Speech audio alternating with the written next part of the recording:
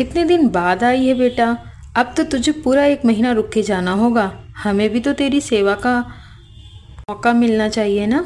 हमेशा अपने घर चली जाती है कोई ना कोई काम बता के। अब मुझे नहीं पता, तू पूरा महीना रुक के जाएगी। रुक, मैं तेरे भैया को बुलाती हूँ।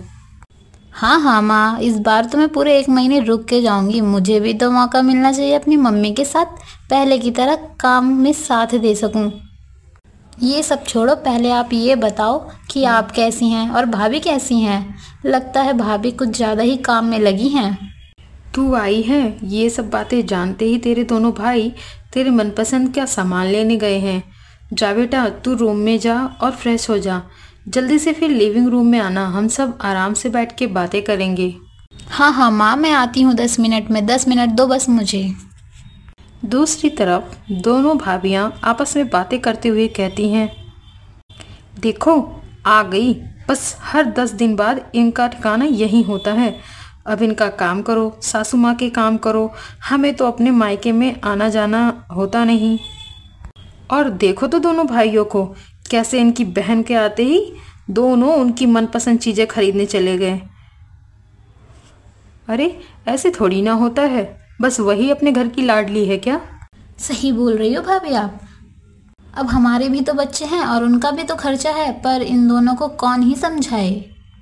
चलो भाभी छोड़ो ये सब। सासू माँ ने लिविंग रूम में बुलाया है चाय लेकर, वरना डांटने में इन्हें मिनट नहीं लगता। सभी लोग लिविंग रूम में बैठे होते हैं। तभी बात करते करते बड़ी बहू कहती है, आज रात का खाना तो रिया तुम अपने हाथों से बनाना। हम भी तो देखें कैसा खाना बनाती हमारी नंद जी। हम तो रोज रोज एक ही हाथ का खा खा के बोर हो गए हैं। आज कुछ अलग हो जाए। हाँ भाभी, आप तो सही बोल रही हो। आप बताओ रिया, तुम क्या बनाओगी खाने में? हम तो अपने मायके भी नहीं जा पाते, आप तो हर 10 दिन में आ जाती हो। अरे भाभी, आप ये कैसी बात कर रही हैं? ये कोई कहने की बात है? आज मैं सारा खाना बनाऊंगी। फिर आप लोग बताना मैंने कैसा खाना बनाया है। मेरे ससुराल वाले बहुत तारीफ करते हैं। हाँ हाँ, देखते हैं हमारी नंद क्या बनाती है और कैसा खाना बनाती है। ये कैसी बातें कर रही हो बहू?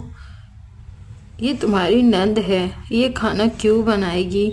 आज ही तो ये ससुराल से आई है, थकी है, थोड़ा आराम कर लेगी। नहीं रिया बेटा, तू आराम कर। और हाँ, अगर मदद कर सकती है तो कर दे बहू। जो तुमने ये बात कही है ना कि मेरी बेटी हर 10 दिन में आ जाती है, अभी मैं जिंदा हूँ और ये मेरा घर है। मैं जब तक हूँ, मेरी बेटी जब तक चाहेगी और उसका मन जब तक करेगा वो तब तक इस घर में आएगी। दोनों बहुओं का मुंह बन जाता है और वो अपना काम करने चली जाती हैं। अगले दिन, सुनो रिया, तुम मेरे लिए 1 कप कॉफ़ी बना दोगी? मुझे थोड़ा कमजोरी सी महसूस हो रही है। वैसे मैं तुम्हें कहती ही नहीं, पर शीतल तो मार्केट गई है और मेरे को बहुत अजीब सा फील हो रहा है, जैसे मैं अभी गिर जाऊंगी। अब सिर्फ तुम ही हो तो मैंने तुम्हें कह दिया। तुम्हें बुरा तो नहीं लगा? नहीं नहीं भाभी, कोई बात नहीं, आप लेट जाओ। मुझे बस 10 मिनट दो, मैं अभी बना के लाती हूँ। रिया कॉफ़ी बना के लाती है, तभी शीतल भी मार्केट से आ जाती है। लो भाभी, मैं आपके लिए क्या लाई, ये देखो। सासू माँ के लिए भी लाई हूँ, उनको भी बहुत पसंद आएगी ये साड़ी। वह इतनी अच्छी अच्छी साड़ियाँ थी, मेरा तो मन ही नहीं भर रहा था शॉपिंग से। मैं आपके लिए और माची के लिए साड़ियाँ लाई हूँ। मेरे पास इतने पैसे नहीं थे और कुछ लोग तो ऐसे मुँह उठा के आ जाते हैं, उनको तो ये पता ही नहीं होता कि यहाँ कितना खर्चा है। बस ससुराल से मुँह उठा के आ जाते हैं। फिलहाल आप ये सब छोड़ो भाभी, आप ये बताओ कि आपको ये साड़ी कैसी लगी?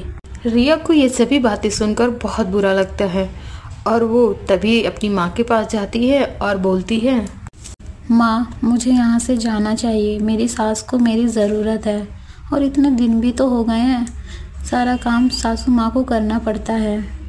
पर बेटा अभी तो सिर्फ 2 ही दिन हुए हैं, मैं तुझे अभी नहीं जाने दूंगी।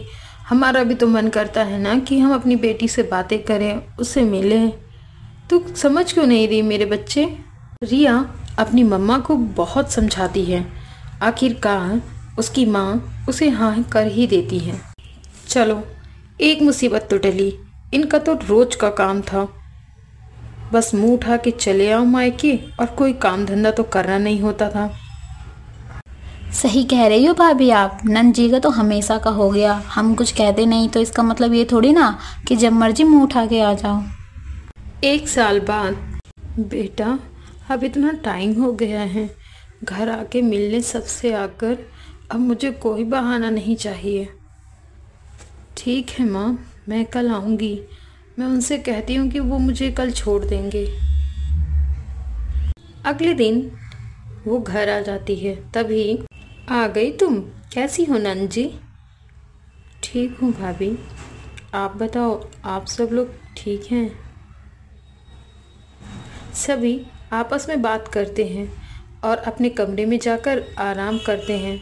अगले दिन, सुनो रिया, तुम घर का काम कर लो और खाना बना लो, मेरी तबीयत ठीक नहीं है। ठीक है भाभी, मैं कर देती हूँ, आप फिक्र मत करो। रिया सारा काम करने के बाद अपनी मम्मी के साथ लिविंग रूम में बैठने के बाद कहती है, मम्मी मैं आपसे कुछ कहना चाहती हूँ। हाँ बोलो ना बेटा, शर्माओ मत। माँ मैं घर जाना चाहती हूँ, भाभी को मेरा यहाँ रहना पसंद नहीं है। और भाभी को आप ये सब कुछ मत कहना, मैं नहीं चाहती मेरी वजह से बात खराब हो। तभी शीतल उबलता हुआ पानी लेकर वहाँ से जा रही होती है और वह रिया के ऊपर पानी गिराना चाहती है। तभी वो खुद फिसल जाती है और पानी उसके खुद पर गिर जाता है और वह जल जाती है। तभी रिया उसे थामते हुए कहती है, भाभी भाभी आप ठीक हो ना? भाभी। रिया उन्हें डॉक्टर के पास ले जाती है और उसकी दवा लेकर आ जाती है। मुझे माफ़ कर देना रिया, मुझे बहुत शर्म महसूस हो रही है। हाँ रिया, मुझे भी माफ़ कर देना, मैंने भी तुम्हारे साथ बहुत बुरा बर्ताव किया। मैं माफ़ी के लायक तो नहीं भाभी, आप मुझसे बड़ी हैं, आप मुझसे माफ़ी मत मांगो। भाभी कोई बात नहीं, मैं समझ सकती हूँ, आप भाभियाँ मेरी बहनों की तरह हैं।